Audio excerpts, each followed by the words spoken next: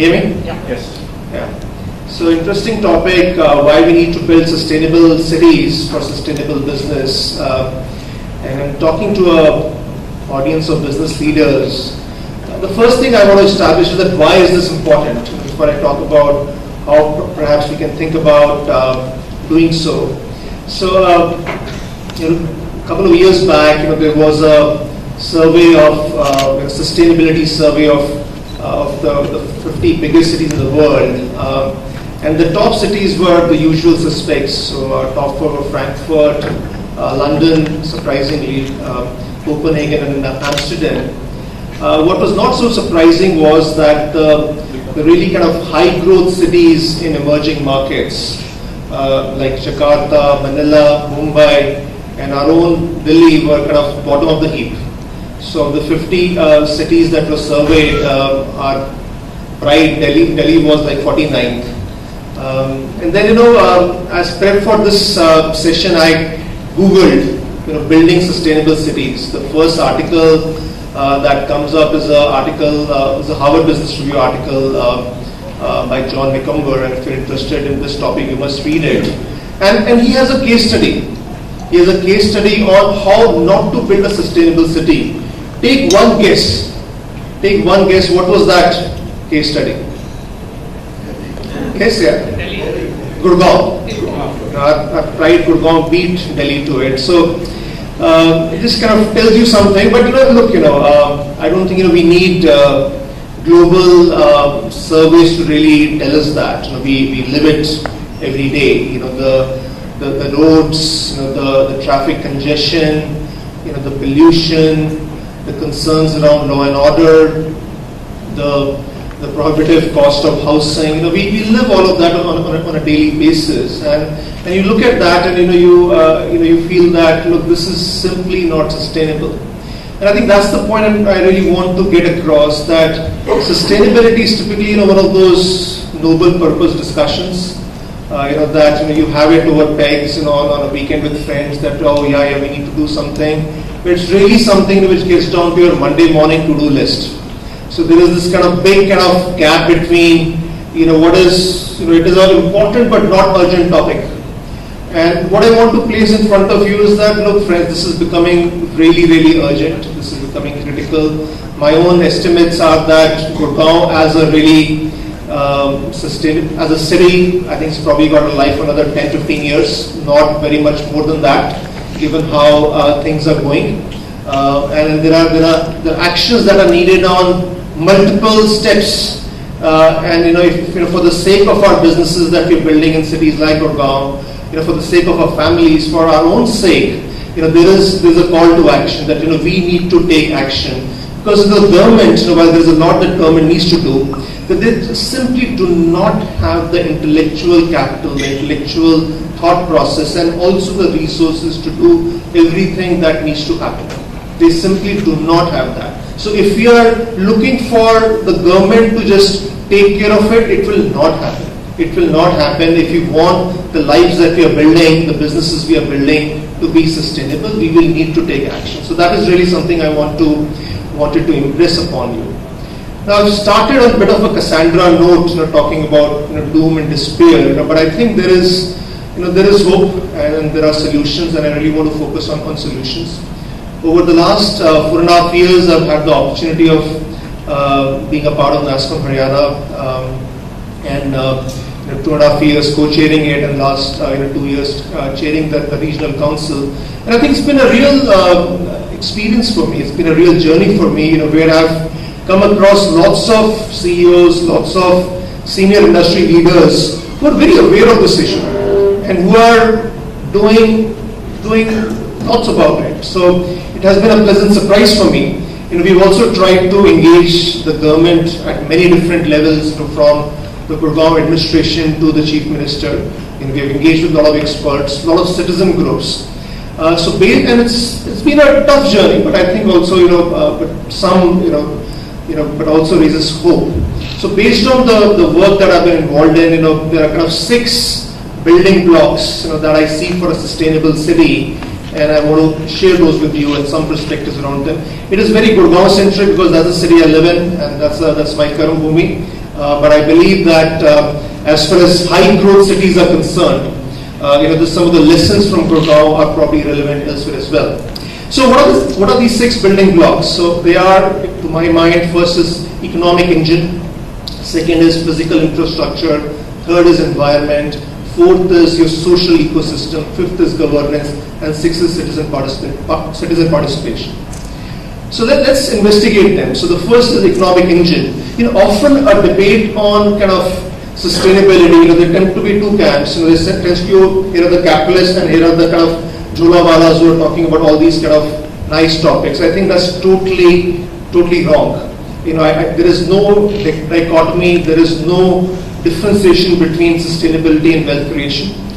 They don't have to be two separate things. In fact, for sustainability, wealth creation has to go along with it. Because that is where the economic engine comes in. The economic engine is the source of jobs. It is a source of prosperity, and for any city, you need that. You need the economic engine at the heart of it. Now, the thing with economic engines is that economic engines need to be sustainable themselves. Otherwise, cities die. And we have many examples of that. I think the most kind of stark example in kind of recent history is Detroit, a city that I've happened to go to quite often over the last 15 years. So in 1960, Detroit had the highest per capita income of all cities in the US. And largely driven by the manufacturing boom from the automobile industry. But Detroit was never really able to recover, reinvent itself from the loss of the manufacturing jobs. Today, it is the poorest city in the US. It is the poorest city. And when I visit Detroit, it's a bit like a ghost town. All the cars that you see, all the houses you see, they all kind of have like a 1960s feel to it. So the economic engines can die, and that's something we have to be very conscious of. How do we create sustainable economic engines? If you look at Gurgaon, the city I love, it has really been the boom in Gurgaon over the last 15 years has been driven by the BPO industry, and then more broadly the IT BPO industry. We have 350,000 jobs in this city from the IT industry. That's a big number. And I think it's quite a strong economic engine because India has a lot of competitive advantages in that space. But at the same time, we have these mega technology trends. We have the rise of social media, cloud computing, mobile, big data. All of them can change our industry in very fundamental ways. Essentially the headcount-driven and kind of arbitrage-driven proposition that we've had, that can disappear. And that's something that we have to be very, very conscious of. The economic engine, the golden goose that lays the golden eggs, can die. And therefore, the solution for this is innovation. The solution for this is innovation. That how do we kind of reinvent the city? And there's a challenge. Gurgaon quite lags Bangalore as a startup capital, and much work needs to be done. As NASSCOM, we have been collaborating with the government to set up a startup warehouse and to encourage and to kind of write a new ID policy which encourages innovation and which encourages startups, but much needs to be done. So that's the first point I wanted to make, that sustainable cities, first point, sustainable economic engine. The second point, and perhaps the most visible point, is about the physical infrastructure. And then, I referenced this in the beginning, the roads, the water logging, the first kind of hint of rains. We've had all these pictures on WhatsApp and Facebook of kind of a river-like and waterfall-like situation in Gurgaon. The pollution levels, the traffic congestion. All of these are very, very visible things. And then this is where I feel that we need the most kind of significant paradigm shift, in terms of both our kind of thinking, planning, and kind of execution. We have to move, if we want to be sustainable, we have to move to public transportation and multimodal transportation in very, very significant ways. It is not a choice. Right now, our mindset, our planning, everything is driven by cars. Bigger, better cars. And cars are just the most inefficient means of transportation. the volume, occupied to transport per kind of passenger is simply the highest of any mode of transportation. Yeah, and then the pollution impact.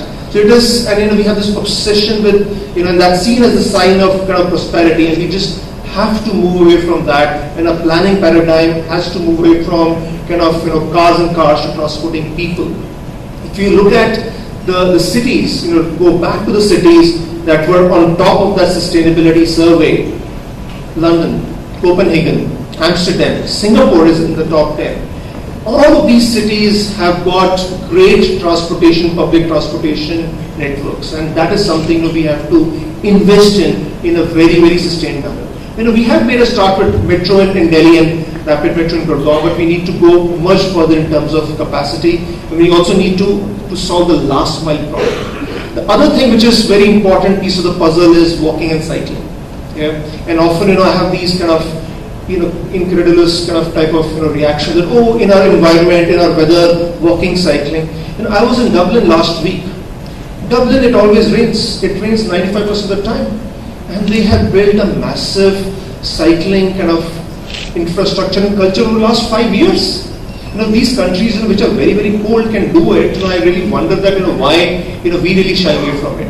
So there is a big paradigm shift. There is something the government has to do, but there's also a lot about our own kind of behaviors, our own preferences. That is very important. And I think this is the key. In any kind of big problem, many of you are probably engineers. In any big problem, there is always like a critical bottleneck. And to my mind, this is a critical bottleneck. The third element is our environment. Is a natural environment. The natural environment, both kind of, we interact with it. It kind of supports us. It supports growth development, but it can also damage us. And the way we are interacting with the environment, it has reached those critical levels of damage where it is going to be a big problem. I think a lot has been said about pollution levels in Delhi, but also in Gurgaon. So last year there was a CSC study, and the particulate matter levels were like 966 micrograms per cubic meters, which is like 4 times the acceptable level, or the level where it is kind of supposed to be unhealthy. 4 times. Again, you look at the apathy. That this is a CSC survey. Government kind of the state government did a survey, and they came up with like 100 something. Declaring that it's all fine. Of course, they did it in Old Gurgaon, next to their kind of the Gurgaon courts, and where all the bureaucrats stay. So of course, that's a very different part of the city. Pollution is of course a big issue, but there is a problem I worry about even more than pollution. Pollution, I think there has been a lot of dialogue around it, and I think if we really move in terms of the public transportation, the multimodal transportation infrastructure, it is potentially a key solution. The really existential issue is the water table. The water table is depleting by 2 to 3 meters every year. 2 to 3 meters every year, right? So you do the maths. By 2030, the water table is gone. 2030, right? 15 years from now. 15 years, the water table is gone, right? So, how many of you stay in Gurgaon? And how many of you own property in Gurgaon? I think you should really discount the lifetime value of your property, unless things change dramatically. So look, I'm just not, these are numbers, right? These are facts. I'm not trying to kind of, make them up. And there is clearly a lot that needs to be done. Clearly the government needs to do a lot. But again, as businesses, there are things that we can do. Water harvesting to mention just one of the things. So the third is the environment. The fourth is the social ecosystem, and this is your health, provision of health, education, entertainment, and these are often the aspects which define the culture of the city, the character of the city. I think there is a lot to comment in Gurgaon on that front. If you look at entertainment, it's a buzzing city, it's a young city. There's a lot of very interesting options. I find Gurgaon more interesting than Delhi on that count. There are 2 factors around the social ecosystem that really worry me. One is law and order. We have this Gurgaon. There are kind of 2 parts to Gurgaon. We have the old Gurgaon, driven by manufacturing, the automobile industry. We have New Gurgaon, driven by services. There is quite a clash between the two. We have the legacy of the industrial unrest and a lot of what it means in terms of law and order. I got 3 children. They're sitting here. I think it's impossible that we would ever allow them to walk out of where we stay in World Spa, which is a couple of kilometers away from here, on their own. They're always going in a car. Not that they can't walk, but just there are concerns around safety. So that is something that has to be addressed. Otherwise, what is happening is that we're building cocoons. We're building islands in the city, which are not connected. A related factor, the second factor is just the social disparity. And I think for urban centers in emerging countries, and especially India, that's a very, very big issue. The difference between haves and have-nots is huge, is stark. My office is in Unitech Cyber Park. It's quite a modern office. Right next to it, you have the Jalsa village. Very, very different. I stay in World Spa, very, very nice, kind of modern complex. Both sides of it, you have slums. And it's something that we need to think about. We need to think about that. How do we develop this city in a sustainable fashion? Who is the city really for? And because we are increasing the cost of living in such a dramatic fashion that those differences are only going to increase. So that's the fourth point I want us to think about, which is the social ecosystem. And in particular, there is a bit about law and order where the government has to do something. And I think then there's another thing about social disparity where I don't necessarily have big solutions, but I think something to think about. And I think the one good thing that has happened in terms of the company law is that now there is a provision for companies to spend on CSR. It's a bit of a forced thing, but I think it's a good thing. I think it's a good thing which potentially encourages companies to take some good steps around improving their local ecosystem. The fifth building block is around governance. And in governance, there are kind of 3 things that I really want to mention. The first is about planning. And again, if you look at Gurgaon, the way Gurgaon has, on paper, there is a master plan. On paper, there is a master plan. But really, the way the city has developed is that there are 3 or 4 builders, DLF, Unitech, Ansels, who have kind of developed their own places. In that process, managed to increase the value of their land significantly. But the basics of planning are not there. The plan has to be an integrated plan. And it is, I think India has enough intellectual capital, consultants, urban planners and all of that we can put that into really developing a forward-looking plan. The second issue is just about kind of local administration. If you live in Gurgaon, you would know that there are multiplicity of government agencies. There is MCG, there is HUDA, there is the police. There are just so many different entities, and the last 4.5 years, as NASSCOM trying to work with the local administration, it has been terribly difficult. Who do you talk to? Who is taking responsibility? There is just so much buck passing, and that is something which is very, very necessary to build a modern city. We talk about smart city, and I roll over my eyes that what is this concept of smart? First you need to have at least the basic facilities in place. By talking about smart and all this technology jazz, you are avoiding the issue. The issue is that basics are not there. And to get that and to make it work, as we do in our companies, that you need to have very clear management structure, and you need to have a very clear governance structure for our cities, which is today missing. And along with that, and that's a hope, the hope is around the need for leadership, the need for vision. If you look at the cities who have really transformed over the last 10-15 years, you've typically seen strong mayors or strong leaders who have had a vision for the city and who have driven it. And that's a much bigger debate in India about leadership, but I think that is a very key element, which is the leadership and kind of vision. The sixth element, and I think the most important element from my perspective, is citizen participation. I think that's where I have some hope. I think the first point there is that, look, all of us can get into this thing about it's the system and the system is rotten, and kind of blaming the system. But what's the system? The system is, end of the day, an aggregation of all of us and our individual behaviors. And there is that notion of taking responsibility for your own actions and your kind of zone of influence.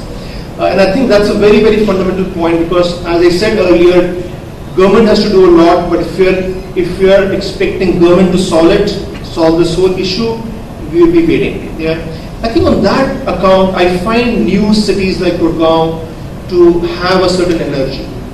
I've stayed in Delhi for 40 years, and I've stayed in Gurgaon for the last 5 years, and I do find a more positive sense of taking responsibility, taking root.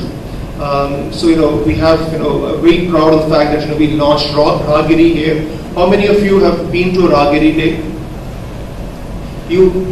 So very few, and you absolutely must join a Ragiri day. There is something which started happening in Gurgaon a year and a half back, and it was about reclaiming our streets, and it's such a celebration of life. The cities are blocked out for traffic, and you have people doing yoga and dancing and walking and cycling and running. It's now happening in Delhi, Connaught Place, but multiple places in Delhi, Nagpur, Ludhiana, Bhopal. So I think there's 6 or 7 cities where it is now happening. So it's a movement started by close people that I know very well. Here in Gurgaon, by citizens, they involved the police, they slowly involved the local administration, they made it happen here, and it's now becoming a pan-India movement. Yeah, there are so many Rahagiri type of opportunities out there, and they can be done very, very quickly. Yeah, and the final point I want to make on citizen participation, it's a bit of a philosophical point, but I'll make it nonetheless, is that again, when we talk about sustainability, and we talk about sustainable cities and sustainable businesses, the foundation of that has to be sustainable individual lifestyles. Yeah. Because again, what is this city? What is the city? The city is all of us. How is it possible that if our own lifestyles are not sustainable, and then we say we want to have a sustainable city? It's simply not possible. And Mahatma Gandhi said it very, very nicely that there is enough in this world for everybody's needs, but not enough for everybody's greed. And I think that's a very important point to reflect on, because we are in this kind of treadmill of expectations treadmill, this dil mange more type of a thing, where we're just kind of running after more and more things, and we achieve it, but again the bar keeps on going higher. And I think somewhere that's a reflection. That's a reflection that in our own individual thought process in our own lives, how do we kind of make that personal change?